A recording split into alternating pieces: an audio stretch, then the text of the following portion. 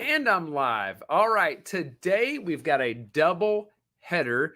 We're going to go over the over 65 exemption. I'm going to explain it from top to bottom as best I can. And then I'm going to go over how to protest like Elon Musk. So it's a double header event. And for property taxes, I'm just waiting to see once it's live everywhere, then I'll get rolling here. But today, I'm going to cover everything you need to know about the over 65 exemption. That's probably the subject that I get the most questions about. Included on that is going to be advice you're not going to hear anywhere else. There are two tips that I have for folks that are over 65 that you're not going to hear anywhere else. And so I'm going to go over that. And then I'm going to go over how to protest like Elon Musk. So let's just go ahead and dive in as people are logging on here. I'm just killing a bit of time. But the over 65 exemption has just about as much confusion as anything else. And this is the crowd, the demographic of people that probably have the most fear involved in property taxes in general, just because this is the group where their income, for the most part, it's not going to go up anymore, but yet they can see their property tax value is going up and up and up, and it just creates sheer panic. And they just think, wow, if my property taxes keep going up like this, there's no way I'm going to be able to afford this house. And when you get the blue notice in the mail and you see the value's gone up, it's just panic sets in, and people reach out for needing answers. And then when you try to dive into how property taxes are calculated and how to protest, it's confusing. The terminology doesn't make sense. And so everybody just throws up their hands. And I don't know if you're like me, but I know that sometimes when I'm put on the spot and my emotions flare up, my brain just shuts off. And so it's pretty hard to think straight whenever you're in a state of fear. And so that's all the more reason why we need to get the right answers to this demographic. And so here's what I'm going to do. I'm going to just start by going over stuff on the appraisal district website and show you. And I'm going to, instead of, if we have a volunteer in Tarrant County that wants me to use their address, I'm happy to use their address, but I'm not going to pick someone's house and start sending someone, airing out someone's personal business on the internet. However, all I'm going to be looking at today is what's publicly available. So if we have a volunteer that's over 65 in Tarrant County and you want me to use your address, go ahead and put it in the comments. Otherwise, we're going to look at my house, and you'll just have to imagine a couple of things here. So the first step is we're going to go to tad.org, and I'm going to present my screen right here. Here we go. Okay, so we're going to tad.org, and you just click here to find your property, and you enter in your address.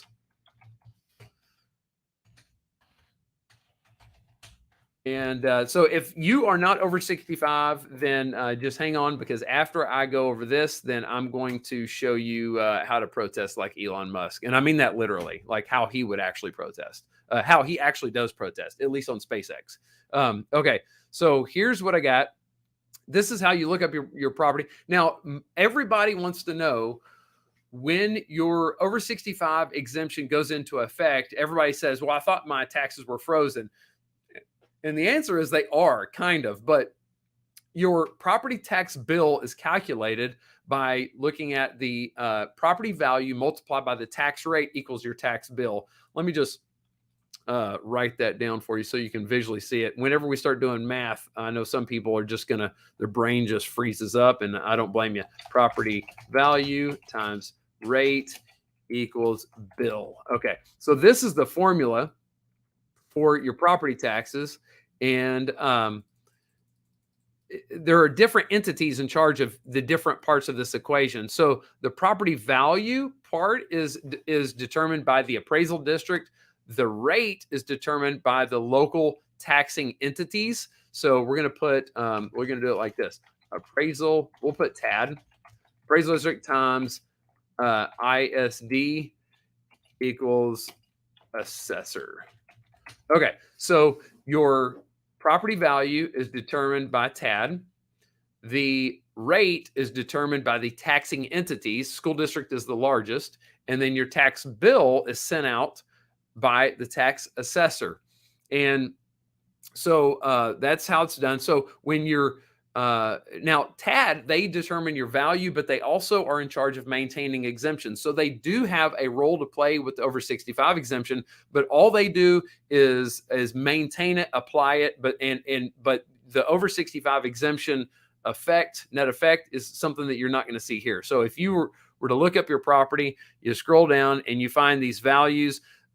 This market value is the value that they think your home is worth. If you have an over 65 exemption, you're not going to see any effect of that over 65 exemption on this number. If you don't have any exemptions at all, then this number right here, this total appraised value, this is going to equal the same exact value as you'll see over here. This number right here is the total APPR, that stands for appraised. This is the number your tax calculation is based on. Okay, and it just kind of it starts at this number. So if you have an exemption on the property, if you have a homestead exemption, the only time this number is going to be different than this number is if your homestead exemption is in place and the amount of increase year over year is more than 10%. Then this number is capped out at 10%. This number will rise to whatever the appraisal district thinks your market value is. Okay, so none of this stuff has to do with the over 65 exemption. The way to determine over 65 exemption, and keep in mind there are no exemptions on this property, you just scroll down here. This link should work. It's probably a broken link. Last I checked, it was broken. Yeah, so it's a broken link. But once they fix that link, you'll be able to click that link and it'll take you over to the tax assessor's website and it'll show you your property right away. Instead, you just have to Google Tarrant tax assessor and then do property search. When you go to the tax assessor's website, then let's just I'll show you property search. Well, here you go. Let's put in account number. Grab that account number. There's the account number. And you'll just search like this. Boom. Click search. There you have it. All right. So this is the tax assessor's website. You get to see what the details are of this. And it's shocking to see how much information is on this website. Now, on the appraisal district website, they are supposed to list your exemptions. However, it's illegal for them to disclose whether or not you have an over 65 exemption on the property. So they don't put it on the taxes, the appraisal district website. The funny thing is, it's not illegal for the tax assessor to disclose the over 65 exemption. So if you want to see if your over 65 exemption is on your property, you just click the E statement right there. And then on this E statement, you will see, as soon as it's downloaded, right here is an exemptions area. Let me increase the size of this just so you can see it. Right here, you'll see a code. It'll say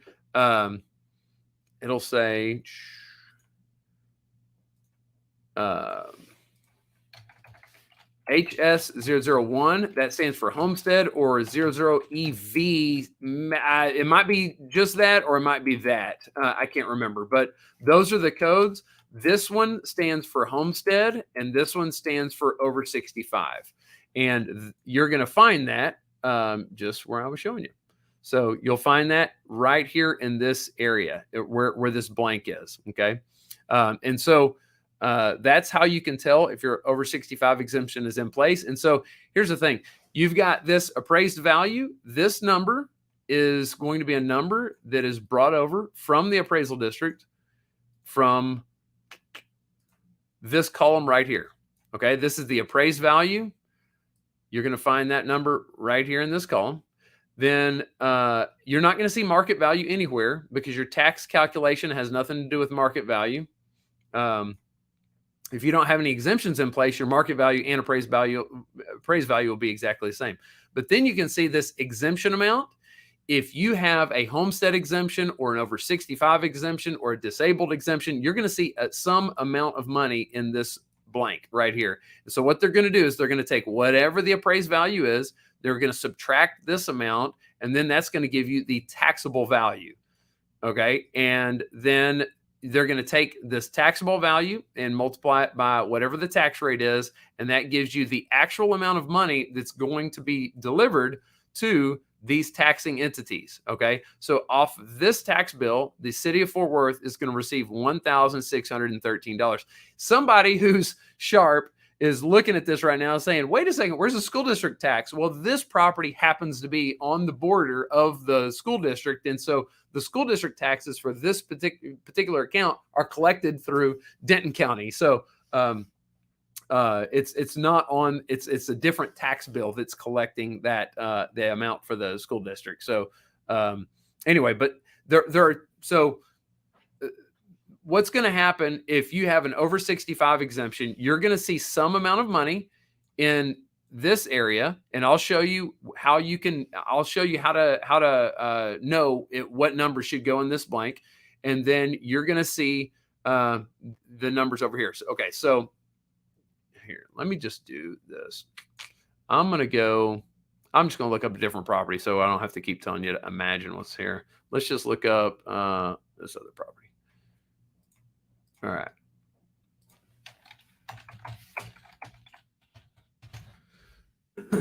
All right. Let's see. Again, I don't know why I went here. I guess I need it for an example anyway. But let's go ahead and look up a different property. I just want you to be able to see where the school district portion is without having to imagine it, because right now tax bill is not on there. But I mean, that's a common thing. There are a lot of people watching this that are probably going to wonder, hey, where's the school district portion? So you're going to go to e-statement, and then we're going to have both school district and, let's see here, pop up here. You're going to have everything on one sheet. All right. So you can see here the exemption amount this is an amount that's subtracted from the appraised value.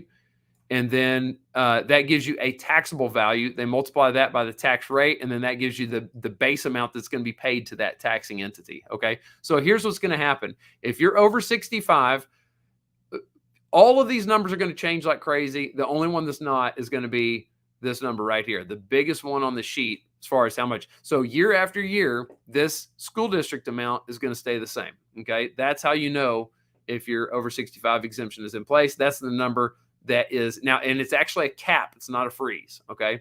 So let me show you this. Year after year, we just bought this house not long ago. So it's not going to really make sense for like this. Let's see your payment history or receipts. So what you're going to find is if you wanted to look at the payment history or receipts on these different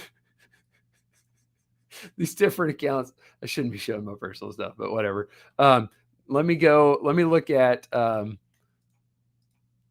these three. Okay. Let's see here. We're going to pull these suckers up. Give me a second.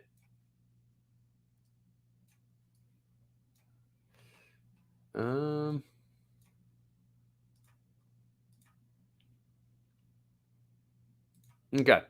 So now what you can do, if you want to make sure that it's being applied appropriately, then you would look down here and see this exemption amount, H001. It's saying that we've got a homestead exemption in place. What's going to happen is right here where it says Keller ISD, then this amount is going to stay the same year after year. So right now I've got several different tax bills, and don't let this throw you. They just automatically populate today's date and the date blank. But truthfully, this was a 2016 tax bill. So in 2016, the school district taxes for this house was $2,190.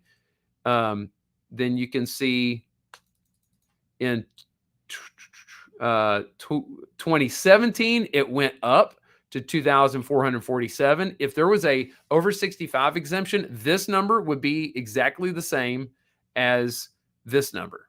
This is 2016, 2190, 2017, it went up. Okay. So that number would be exactly the same. Now, let me show you something else. How are you supposed to know which taxing entities are affected by the over 65? Let me show you that.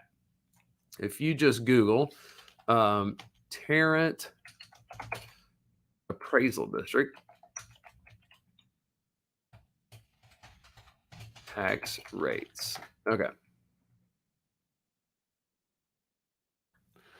You'll get this spreadsheet. You've got to have Microsoft Excel in your computer, or you can open it up in Google Sheets. Okay, so here's this chart. This chart looks extremely confusing because it is confusing, but the first page of this is a page that has nothing but cities on it. Okay, these are all cities on the first page.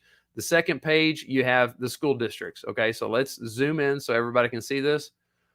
The school districts are mandated by law to have certain exemptions in place. So the over 65 exemption has this $10,000 reduction across the board. And you would see this $10,000 show up in, well, let me get the current tax bill right here. You would see that $10,000 showing up in this amount. Okay. You would see right here, you got 40,000 bucks. You would have that 40,000 plus that 10,000 would be your over 65. Now you have a local option in Grapevine, Colleyville. They add in an additional $29,000 of reduction. Okay, so and then the tax rate is going to be the same no matter what. Actually, there's two different tax rates. That's just one of them. Once you add those together, that gives you your blended tax rate. But here's the thing that I want to show you really. So there's two components of this. One is the amount of reduction for the exemption that you're going to find in this area. And then the other one is determining whether or not this number is going to be frozen. And the way you determine that is by going over here to the right and looking at CEIL. That stands for ceiling. And you can see across the board, since we're on the second page of this document, this is all school districts. All the school districts are required to have a ceiling on the over 65 exemption amount. Okay.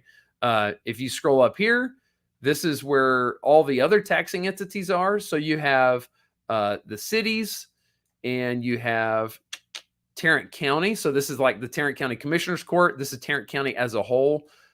You've got the Tarrant Regional Water District, and then all these other taxing entities, I would just call special taxing entities. You got JPS Hospital, Tarrant County College, and all of these other MUDs and PUDs. And I guess they're all just MUDs. Let's just scroll over here so you can look at in Tarrant County. On this line, we've got, let's see here.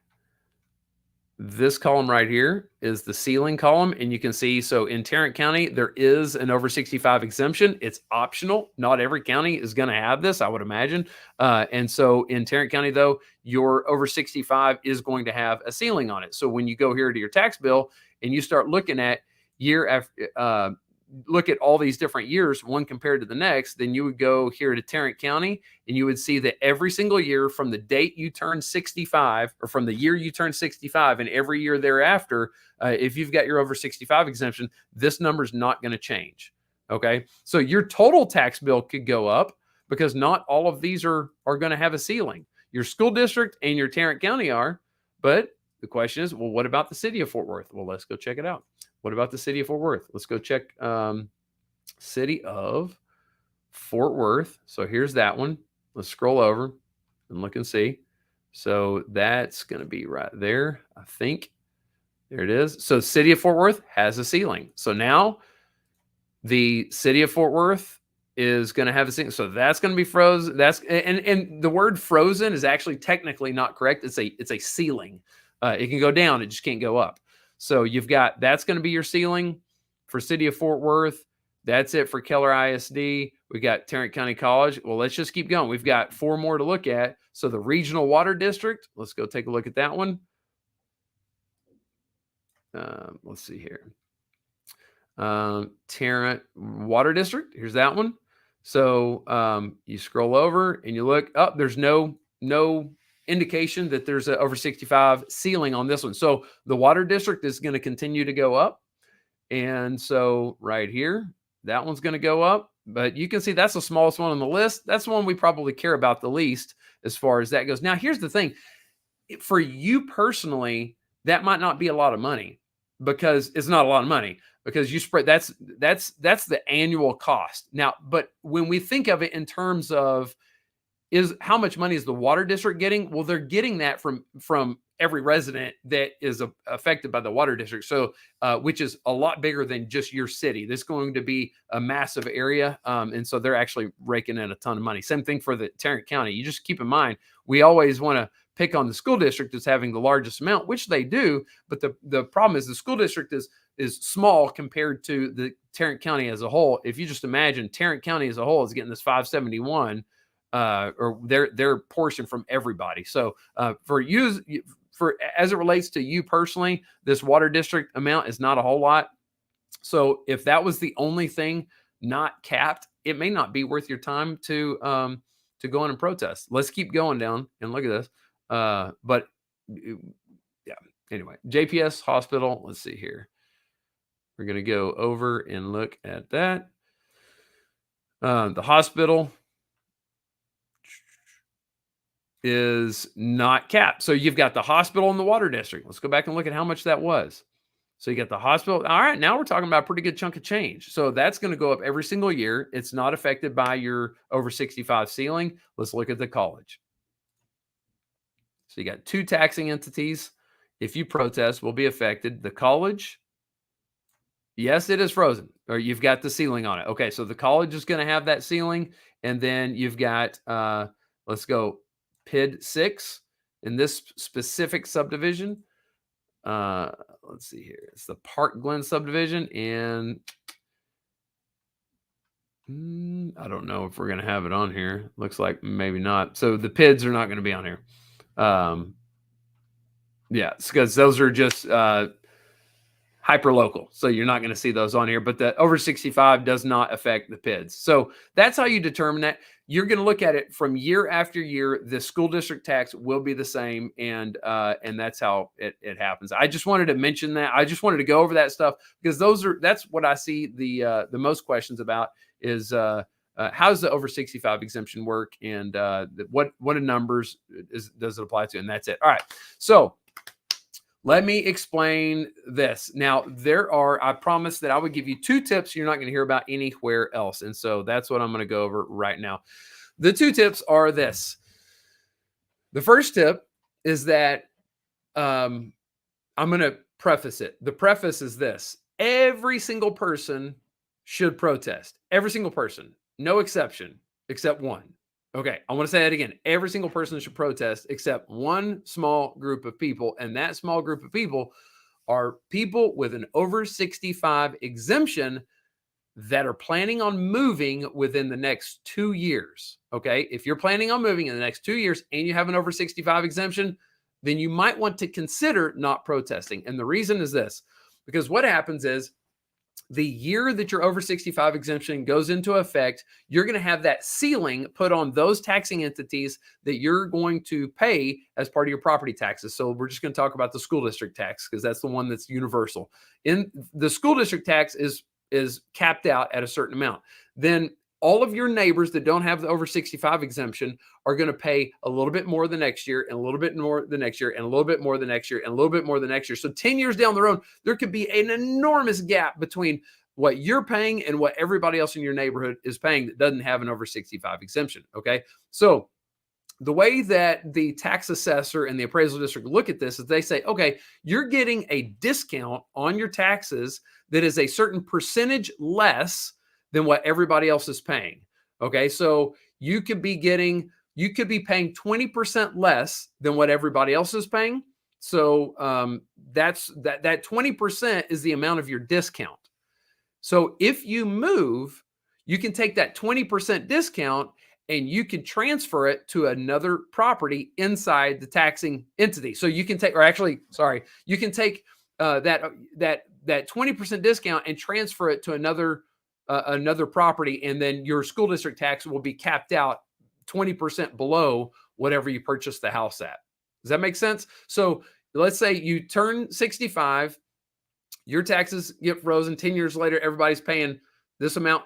It's a lot bigger. So you want that 20% to be as big as it could possibly be, so that that 20%, when it transfers, it's the biggest number it can be. And so since a lot of the taxing entities are, since a lot of those numbers are capped out, they're not going to increase, then if you don't protest, it's not going to affect you just a whole lot. And so the amount of benefit that you will get by making sure that your discount is as big as possible is probably going to outweigh whatever effect you would have if you were to have protested. Because in this particular situation, for that house I was just talking about, you're going to have PID 6, which is a very unique thing. Most people don't have a PID, but you got the PID, and then I think it was the hospital. Those are the only, and the water district. Those are the only three that were not capped out. And so I can just give you an idea based on this, how much would the effect have been there? Well, I'm not going to do the actual math because I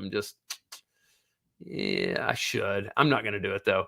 I'm going to give everybody the average. So 0.0226 is a pretty good average for your tax rate across the board. And so if I was going to take this, I'm not going to do the math. Sorry. I'm going to end up screwing it up, and, somebody's going to point that out. So rather than that, I'll just say, it might affect your tax bill like $30 on a $400,000 house or something like that. It's not going to be a big deal. And here's the reason why I say you shouldn't protest for 2 years before you move is because if you win a protest this year, your tax value might stay the same 2 years in a row, because a win on your protest 1 year it improves the odds that your value is not going to go up on the year after. So you may want to consider not protesting. That's the only group that I would recommend considering not protesting. Okay, so that's one thing. The other tip I'm going to give you is another kind of exemption for this over 65 crowd. It is the over 65 tax deferral. I'm going to pop up the appraisal district website again, and I'm going to show you this. First, I'll show you if you're planning on moving and you want to transfer that over 65 discount, then you can go to all forms, and then you Control F will give you that little pop up, and then you put ceiling in there. Okay, did I spell it right? Let's put in transfer. Yeah, I did. The website was just hold on. Let's look and see what we got. I'm looking for the ceiling transfer form. Maybe they might have taken it away. Okay, there's a ceiling transfer that you can do, and it used to be in their forms section, and so maybe they forgot to put that in there. I'm not sure, but that's what you would do. You would just fill out that ceiling transfer form, and see, there's the over 65. Okay, here's the deferral. This is the second thing I was going to show you. So I'm going to recommend every single person over the age of 65 or over, get this tax deferral exemption in place. It's a completely different type of exemption than the standard over 65 exemption. This exemption allows you to defer your taxes and not pay them at all. And I'm not recommending that you don't pay your taxes. There's a 5% penalty if you don't pay. And you don't want that 5% penalty adding up, because somebody's going to have to pay that sooner or later, whether you're here or not. The benefit to this is, if you are over 65 and then you lose your faculties to be able to go out to the mailbox and check your mail and get your tax bill and pay your taxes, this will ensure that the government can't take your house from you. So it's just a safety net. If you can't pay, then you don't have to, and you're not going to lose your house because of non-payment of taxes. And so that's something that is available to every over 65 person. And if you have a mortgage, it complicates things. I don't think that there's any laws about getting this in place if you have a mortgage. However, some mortgage companies don't participate in this, and it's a really actually kind of risky if you've got a mortgage on the property. And you get this in place, and then that mortgage company were to sell the mortgage, the new mortgage company may not participate in this over 65 deferral, and then they can say all the taxes that you owe are due immediately. And to me, that's kind of a risky thing. So I may not do this if I had well, shoot, I'd just go ahead and get it in place. Doesn't hurt to get it in place, but I would go ahead and still pay your taxes and just use it as a safety net. So those are the 2 tips I have for you. That's going to cover 95% of the questions that I get about the over 65 exemption. There are plenty of things that I could go over and go into detail about, but I think that there are probably some people that are hanging on, waiting to see how they can protest like Elon Musk. And so that's what I'm going to go over next. But before I do that, I'm going to answer this question. What Steve says is this: when we get 65, do we have to file for the exemption? Great question, Steve. I'm so glad you asked that. That's the beauty of these interactive things, is I can answer a question like that. So the over 65 exemption is actually the same exact form as the homestead exemption. And I don't know if that's like, let's see. Let me show you. So if you go to all forms, let's find the homestead exemption. Okay. Homestead affidavit, and then you have the homestead application. That's your homestead exemption form. And is it in Spanish? It is. Thank goodness we've got that. That's a good thing. I'm kind of being sarcastic, but I actually am thankful for that, because there are a lot of forms that aren't in English. So you're over 60, your homestead exemption. Yeah.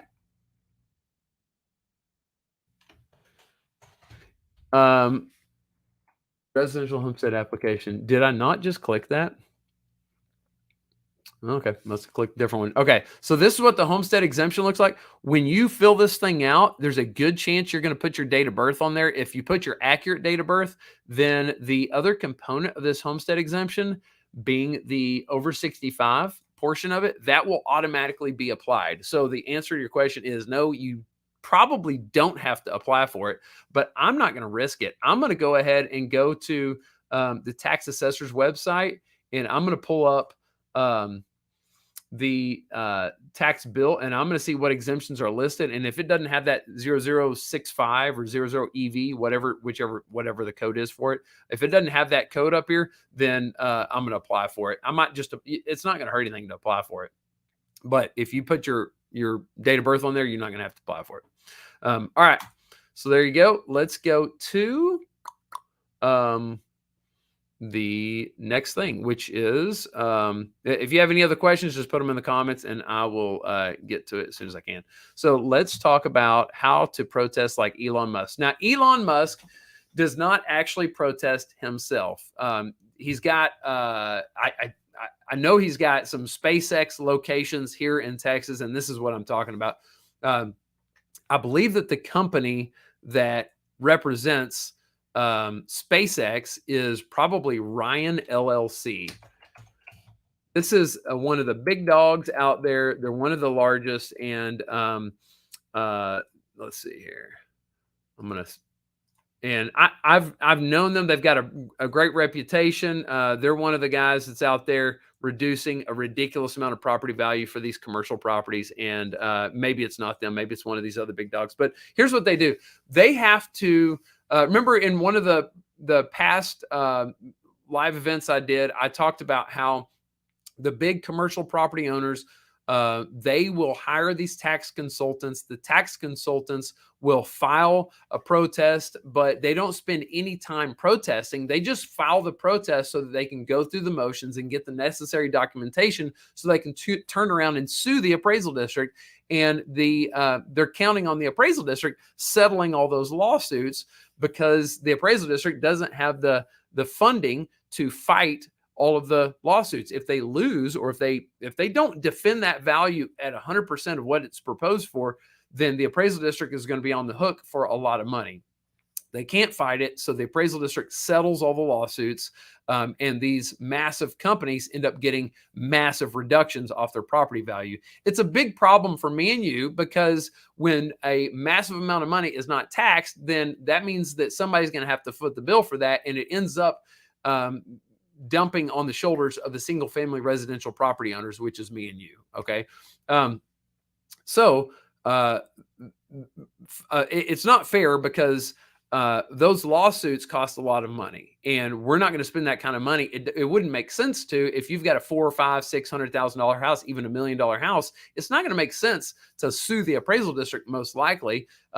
So the state legislature created an avenue where we can file for arbitration, and the cost for that is only $500. So the way that you can protest like Elon Musk, if you want to do exactly like him, you would file a protest. You wouldn't spend any time doing it. The type of protest that you would file would be an affidavit protest. So evidence affidavit, property tax, Texas. So you go here and you'll find this form. The first step that they take is they will fill out one of these. They'll send this in. If you're protesting for a big commercial property, they're not going to spend any time on this. They're just going to fill the document out. They're going to put some kind of reason in here, like, I don't think my house is worth.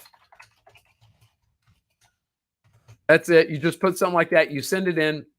Then there's going to be an actual formal protest for this property, and you're going to have the appraisal district representative. You'll have the panel, which in this case is either going to be a 1-person or 3-person panel. They'll do the actual hearing, and they will take this document and read it out loud. The appraisal district is accustomed to doing these types of protests for commercial property owners that have no intention of presenting any quality evidence in a protest hearing. They know that the commercial property owners are just checking the box so they can get the documents so they can sue the appraisal district. So they do something called a read-in, where it's basically just checking the box on the legal requirement to go through the motion so they can get that documentation. They'll just read it in. They'll send the documents, then the commercial property owner will file the lawsuit after it's all over. Well, you can do the same exact thing, spend absolutely no time on your protest, send this document in. Once you get the documents, you would file for arbitration instead. And so let's see if I can Google real quick and get you some arbitration documents. Okay.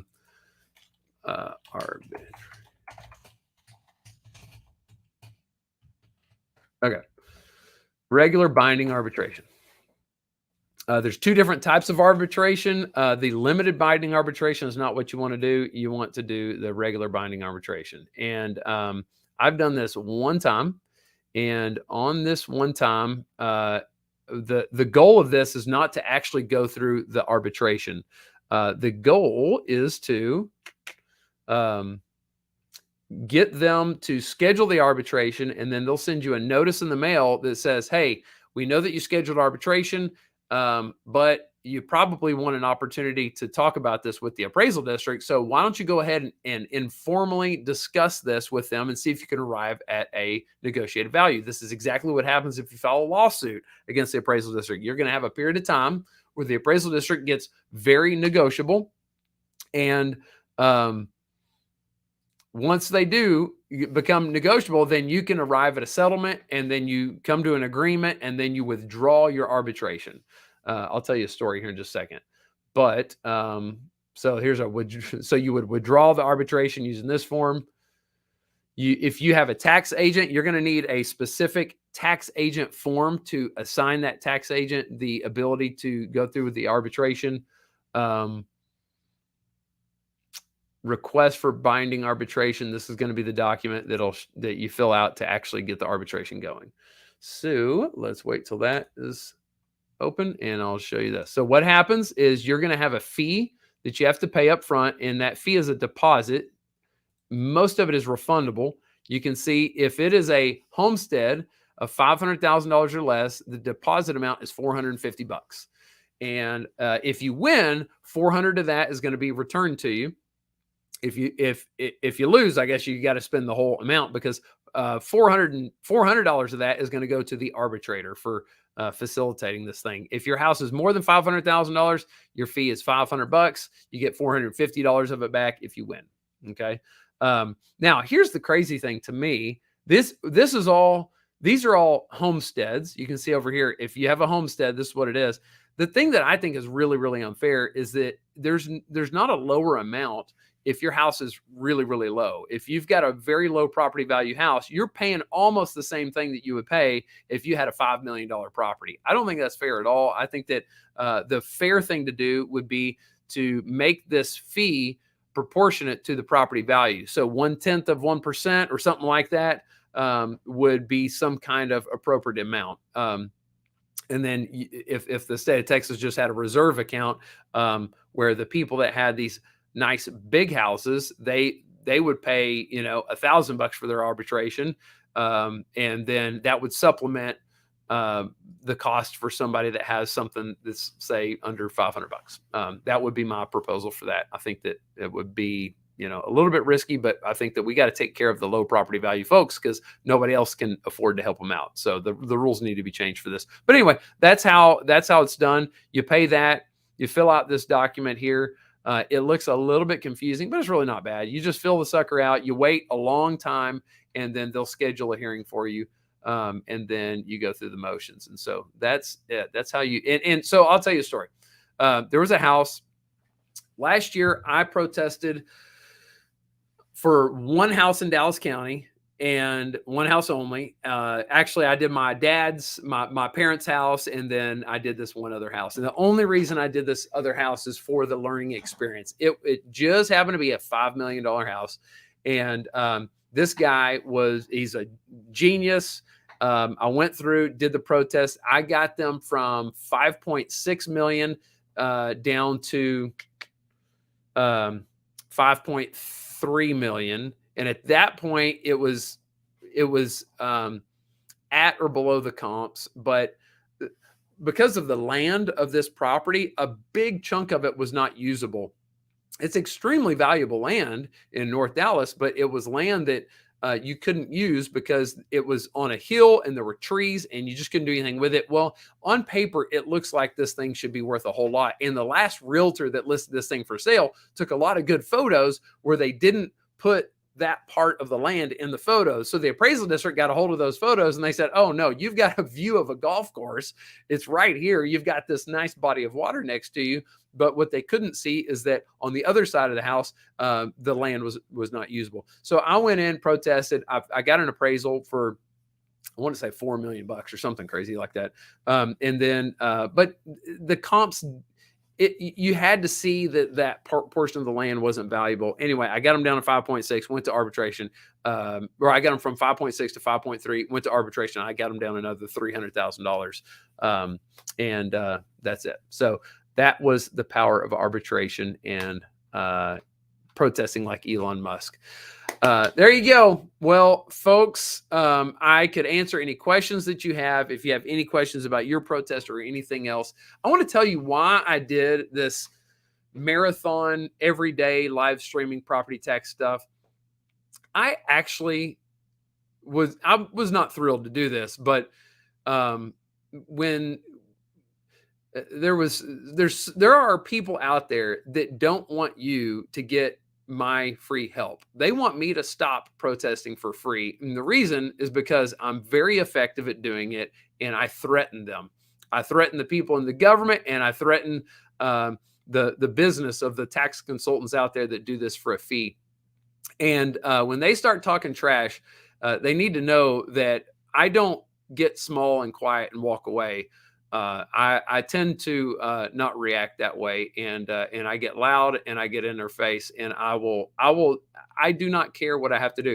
I will start bringing stuff to you. I'm just going to help you more and more. The more they try and get me to stop, the more I'm going to help you guys. And so I thought the best response I can have to the haters out there that want me to stop helping people is I'm just going to help as many people as I can for free. And if I get people that want me to stop protesting and they come on even stronger, then I will start I don't know. I was thinking about what I would do. I'll start putting on free workshops to realtors and teach them all how to do this for free. And I'll start facilitating them and let them use my software or something. Like I will wreck the world of property taxes.